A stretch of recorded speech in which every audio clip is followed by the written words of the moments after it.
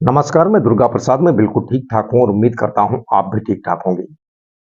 दोस्तों, आज की कहानी है उत्तर प्रदेश के मथुरा जिले की।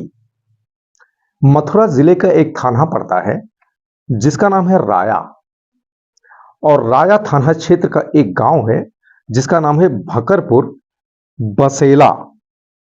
और इसी गांव में एक अनवर नाम के व्यक्ति अपने परिवार के साथ में रहते थे। अनवर की उम्र 50 साल की थी और इनके साथ परिवार में इनकी पत्नी अनवरी जो 52 साल की थी, यानी अनवर से 2 साल की बड़ी थी एज में। और इनके 2 बच्चे, एक बेटा एक बेटी। बेटी बड़ी थी जिसका नाम था अमीना और बेटा छोटा था जिसका नाम था आमिर। बड़े हंसी खुशी से परिवार रह रहा था शुरू से। जो अनवर थे, इनकी पढ़ाई लिखाई नहीं थी, खेती बाड़ी भी कुछ खास नहीं थी, पर जीवन यापन करना था। तो इसीलिए ये जब युवा अवस्था में थे, यानी 15-20 साल के दरमियान, तो उसी समय किसी के सुझाव पर ये ड्राइवरी सीख लिए थे और ड्राइवरी करने लगे थे।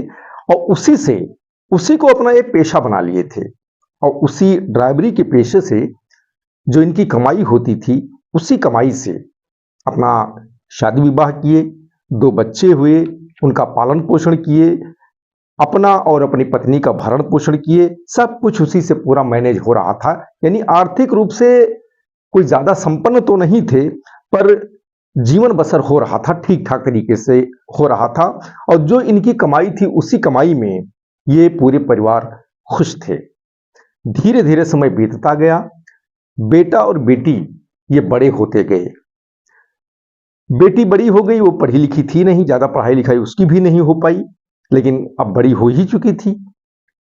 जो बेटा था आमिर, ये भी पढ़ाई लिखाई नहीं कर पाया और जैसे बताया कि खेती बाड़ी का कोई खास साधन नहीं था। तो पिता के ही सुझाव पर आमिर ने भी ड्राइवरी सीख लिया और फिर वो भी ड्राइवर का काम करने लगा। उसको भी अर्निंग होने लगी। अब पहले पिता ही कमाते थे, यानी अनवर, अब बेटा भी कमाने लगा। तो घर में इनकम बढ़ गई। पहले अनवर की ही कमाई से परिवार चलता था, बेटी का खर्चा भी उसी से चलता था, बेटी पत्नी सबका खर्चा चलता था। लेकिन अब जब बेटा आमिर कमाने लगा तो डबल कमाई घर में आने लगी। तो आर्थिक रूप से जो पहले से कुछ क्राइसिस थी, वो क्राइसिस और जो है क्लियर हो गई और ठीक ठाक तरीके से सब कुछ चलने लगा। लेकिन अब बच्चे बड़े हो गए थे, आमिर भी बड़ा हो गया था। जो बेटी थी वो तो आमिर से भी बड़ी थी, वो और बड़ी हो गई थी। तो जैसे होता है हर घर में कि बेटी बड़ी हो जाती है, बच्चे बड़े हो जाते हैं, तो माता पिता को जो है उनके शादी विवाह की चिंता होने लगती है। तो अनवर और उनकी पत्नी अनवरी को भी बेटी बड़ी थी तो उसके शादी की जो है चिंता होने लगी। पति पत्नी दोनों सलाह मशवरा करने लगी कि बेटी बड़ी हो गई है, अब इसके लायक कोई घर और वर देखकर जो है इसके हाथ पीले कर दिए जाएं और इसकी डोली जो है रुखसत कर दी जाए और जाके सम्मान पूर्वक अपने ससुराल में जो है अपना जीवन बिताए, अपने पति के साथ, अपने ससुराली जनों के साथ, ताकि एक नया घर इसका बस जाए, जैसे लोक परंपरा में होता है उसी अनुसार। अब अनवर स्वयं भी और जो उनके नातेदार रिश्तेदार थे, जो जान पहचान के लोग थे, हित व्यवहारी, सभी से बेटी के योग्य घर वर की जो है तलाश के लिए उनको बोले कि बेटी के लायक जो है कोई अच्छा लड़का हो, कोई अच्छा घर हो, खाता पीता ऐसा तलाश कर दीजिए ताकि मैं अपनी बेटी जो अमीना है उसकी शादी कर सकूं। अब स्वयं भी तलाश कर रहे थे और जिन जिन लोगों से कहे थे वो लोग भी अपने अपने स्तर से जो है देख रहे थे। तो कुछ लोगों के माध्यम से हाथरस एक जिला पड़ता है उत्तर प्रदेश का, तो हाथरस जिले में जो है एक लड़का था जो अमीना की योग्य था।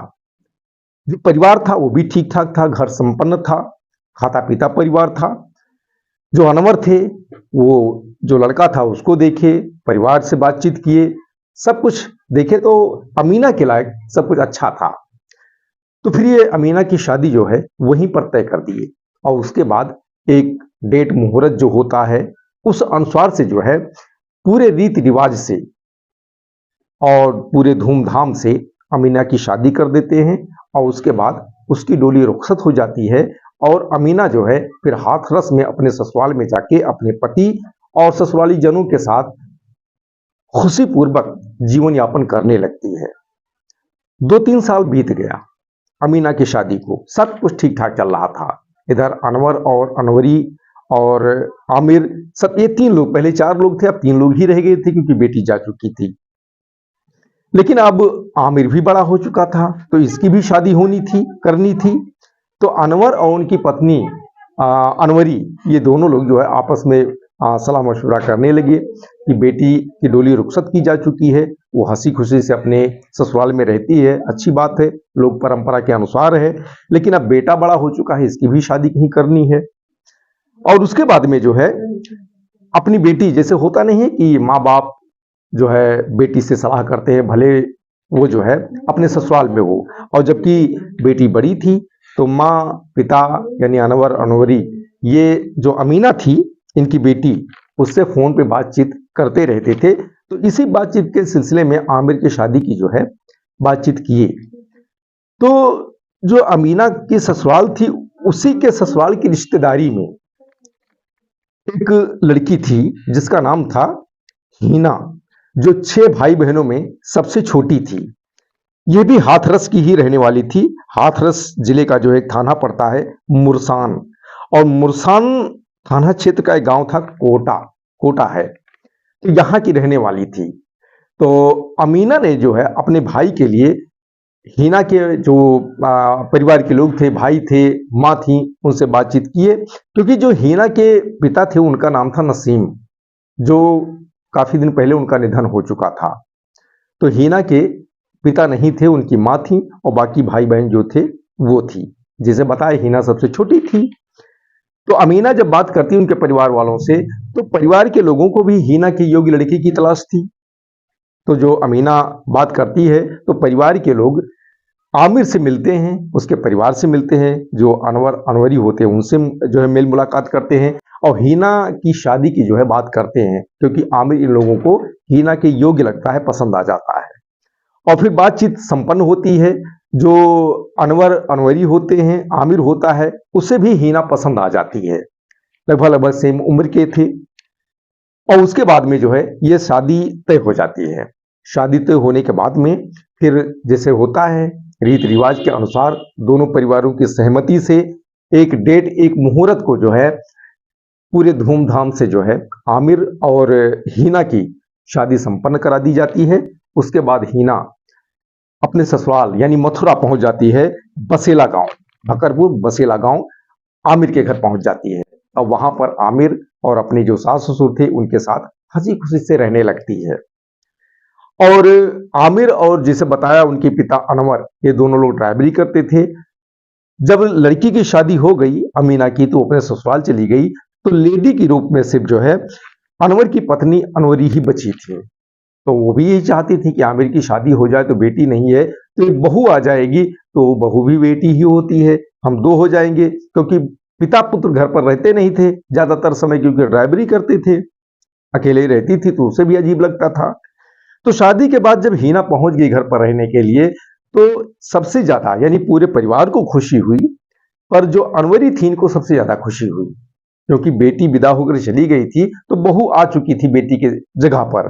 तो जब पिता पुत्र ये बाहर रहते थे तो वो अकेली रहती थी, तो वो अकेलापन अब समाप्त हो चुका था, इसलिए बहुत ही खुश रहती थी, हीना का पूरा लाड़ प्यार से रखती थी साथ में। लेकिन अब जब घर के पुरुष ये बाहर रहते थे, क्योंकि अनवर और जो उनके लड़का था आमिर, ये दोनों लोग नोएडा में रहते थे ज्यादातर समय, वहीं क्वार्टर लिए थे, वहीं बनाना खाना, वहीं ड्राइवरी करना। हफ्ता 10 दिन 15 दिन महीने पे जो है गांव में जाते थे, राउंड मारते थे, 1-2 दिन रुकते थे, उसके बाद फिर आ जाते थे, क्योंकि नोएडा में ही ये जो है ड्राइवरी की नौकरी करते थे। घर पर गांव में सिर्फ अनवरी और हीना ही रहती थी। शादी को जो है आमिर के करीब करीब 3 साल जब बीत गए, तो इस 3 साल के बीच में जो हीना थी वो एक बच्चे की मां भी बन गई और सब ठीक ठाक चल रहा था। जो हीना थी उसकी उम्र करीब 24 साल की थी, बिल्कुल यंग थी। और जो आमिर था इसकी उम्र करीब 26 साल की थी, यानी 2 साल का डिस्टेंस था उम्र में। तो आमिर एक हिसाब से त्याग कर रहा था, क्योंकि ये जो उम्र होती है 24-25 साल 26 साल की जो एज होती है, ज्यादातर लड़के लड़कियां इसी में बहक जाते हैं, इसी उम्र में इनके कदम डगमगा जाते हैं। हालांकि इन दोनों की शादी हो चुकी थी, पर बात यह थी यहां पर कि हीना ससुराल में रहकर भी अकेली रहती थी, क्योंकि आमिर उसका पति नोएडा में रहता था। कहीं हफ्ता 10 दिन 15 दिन में महीना भर पे आता था, 1-2 दिन रुकता था फिर चला जाता था। तो कहीं ना कहीं हिना खुश तो थी, पर उसके मन में पति के साथ न रहने की टीस उसके मन में थी, लेकिन अब खुलेआम बोल नहीं पाती थी। खुश थी, खुश रहने का या दिखावा करती थी, जो भी। सास और बहू दोनों लोग साथ में रहती थी, लेकिन किसी चीज की कमी नहीं थी, सब कुछ बढ़िया से चल रहा था। तो इन्हीं के घर के बगल में, यानी जो अनवर का घर था, हिना का ससुराल, इन्हीं के बगल में जो है अनवर के एक भाई रहते थे अपने परिवार के साथ। तो उसी परिवार का एक लड़का था जिसका नाम था आदिल। उम्र 19 साल, लंबा चौड़ा, देखने में बेहद हैंडसम, स्मार्ट। तो रिश्ते में जो हीना थी, यह आदिल की भाभी लगती थी।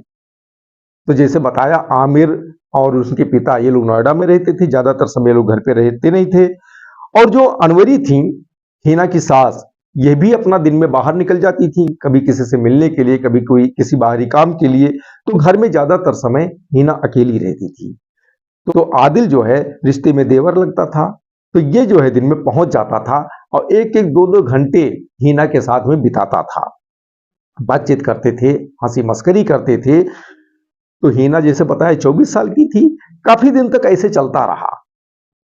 जो अनवरी थी ये देखती थी, जो आमिर था वो भी जानता था, अनवर भी जानते थे, परिवार के लोग, आस पड़ोस के लोग भी जानते थे, पर कोई आपत्ति नहीं जताता था, क्योंकि रिश्ते में दोनों देवर भाभी थे। और हमारे समाज में जो लोग परंपरा, उस अनुसार से देवर भाभी के रिश्ते में हंसी मस्करी होती है, बशर्ते वो शाब्दिक होती है। तो इसीलिए कोई कुछ बोल नहीं रहा था। लेकिन अब दोनों यंग थे। जब कई महीने तक इसी प्रकार से मेल मुलाकात होती रही, तो धीरे धीरे जो आदिल था, आदिल और हीना के बीच में जो है अट्रैक्शन हो गया। काफी नजदीक आने लगे दोनों। और फिर धीरे धीरे फोन तो दोनों के पास में था ही, क्योंकि आजकल फोन का जमाना है। दोनों का नंबर भी एक दूसरे के पास हो गया।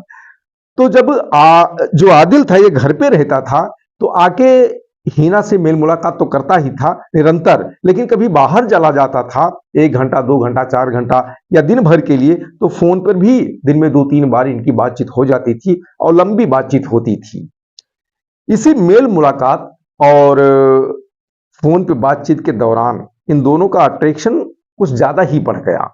और फिर धीरे धीरे एक दिन ऐसा आया कि जो सामाजिक मर्यादा होती है, उसका दायरा होता है, ये दोनों वो क्रॉस कर गए।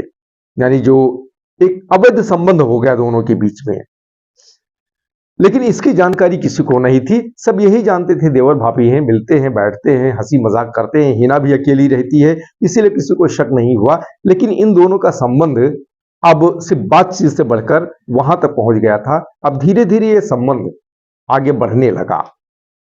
दिन में समय मिलता तो दिन में आ जाता आदिल। रात के समय तो ज्यादातर समय जब अनवरी थी वो सो जाती थी, तो आदिल आके हीना के ही पास रुकता था और सुबह होते ही निकल जाता था।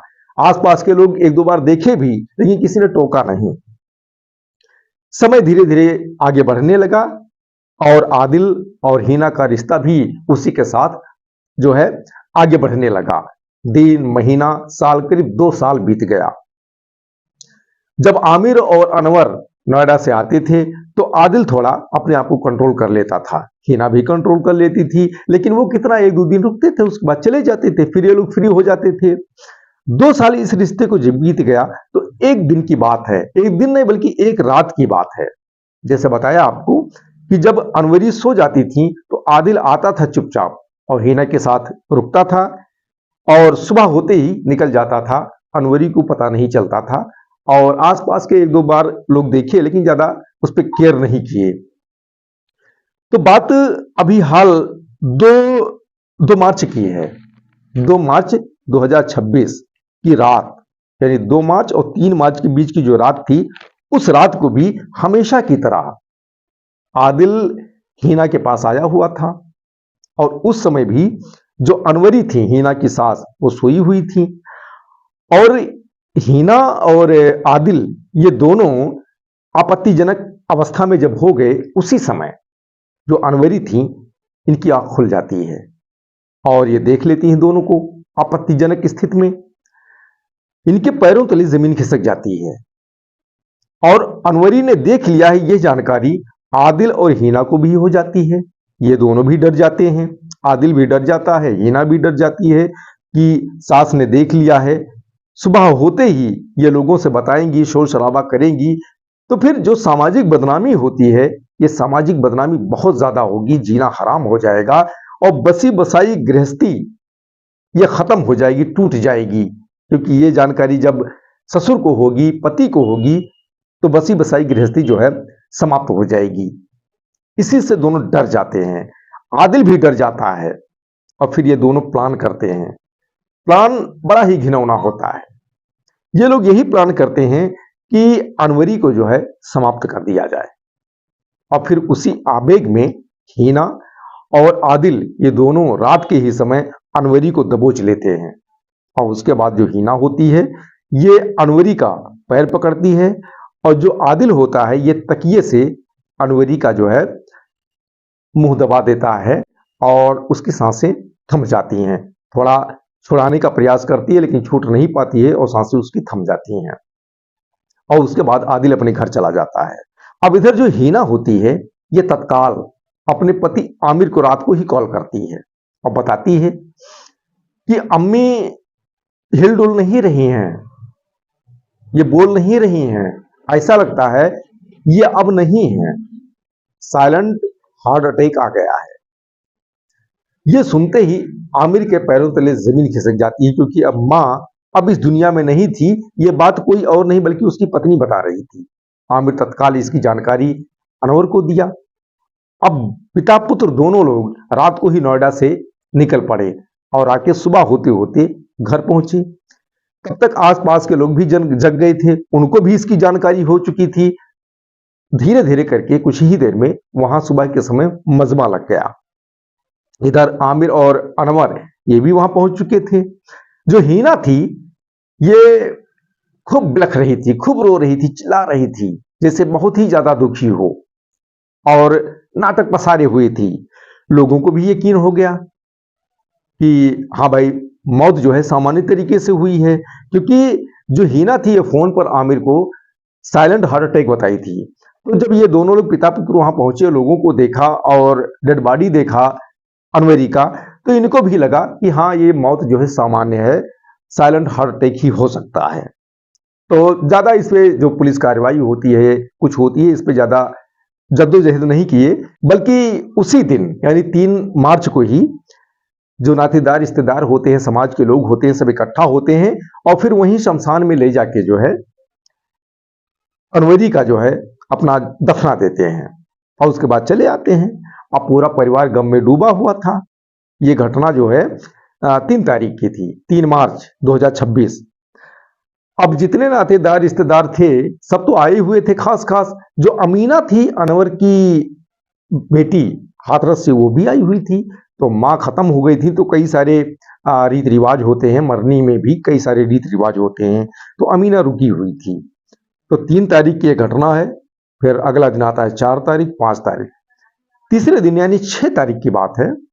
खाना बनाने को लेके अमीना और हीना यानी जो भाभी और ननद इन दोनों के बीच में तकरार हो जाती है, विवाद हो जाता है खाना बनाने को लेके और विवाद कुछ ज्यादा ही बढ़ जाता है।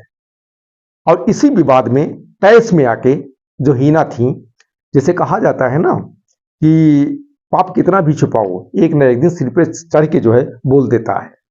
हीना के साथ भी ऐसा ही हुआ। 6 तारीख को जो है इसी खाना बनाने के लेकर जो विवाद हुआ, इसी विवाद में वो तैस में आके बोल दी अमीना से कि जिस तरह मैंने तुम्हारी मां को मारा है तुम्हें भी मार दूंगी।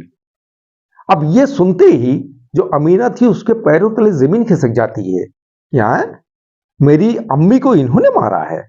वो भाग के बाहर जाती है आमिर और अनवर यानी अपने भाई और पिता को यह बात बताती है। उनके भी होश उड़ जाते हैं कि हम लोग तो जो अनवरी थी इनके मौत को सामान्य मान रहे थे, ये कह रही है कि इनको इसने मारा है। अब जो अनवर होते हैं वो आमिर दोनों को संदेह हो जाता है कि हम लोग घर पे रहते नहीं हैं, अमीना भी घर पे नहीं रहती, यही घर पे रहती थी, हो सकता है कुछ ऐसा किया हो। अब जब इसी उधेड़ बुन में लगे रहते हैं, सोच विचार में लगे रहते हैं, इसी दरमियान जो अनवर होते हैं उनको जरा सा सुराग मिल जाता है आदिल और हिना के अवैध संबंध का। पर यह जब जानकारी होती है तो उन्हें अपने कानों पे यकीन नहीं होता है, कुछ नहीं बोलते हैं 6 तारीख को। फिर 7 तारीख को अगले दिन वो आस पड़ोस के जो लोग होते हैं, गांव के लोग होते हैं, हिना के बारे में उनसे पूछते हैं और जो बात वो बोली थी उसके बारे में बताते हैं। तब जो आसपास के लोग होते हैं और आदिल को आते जाते देखते थे ज्यादातर समय, और रात को आदिल आता था, सुबह जाता था, कुछ लोगों ने देखा था, वो सब अनवर को बताते हैं कि आदिल ज्यादातर समय आपके ही घर पे रहता है और बहुत आता जाता है, कभी कभी तो रात को आता है, सुबह जाता है। अब ये सुनने के बाद में अनवर को कंफर्म हो गया कि जो हिना के मुंह से बात निकली है असल में वही सत्य है। अनवरी सामान्य तरीके से नहीं खत्म हुई है, बल्कि उसको मारा गया है और इसी अवैध संबंध के चक्कर में ही मारा गया है। पर अब यहां तो कुछ नहीं बोलते हैं घर पर। फिर अगले दिन यानी 8 मार्च को सीधा वो पुलिस के पास जाते हैं और वहां पे शिकायत दे देते हैं। अनवरी का जो पूरा मामला हुआ था उसकी शिकायत कर देते हैं, यानी लिखित शिकायत करते हैं।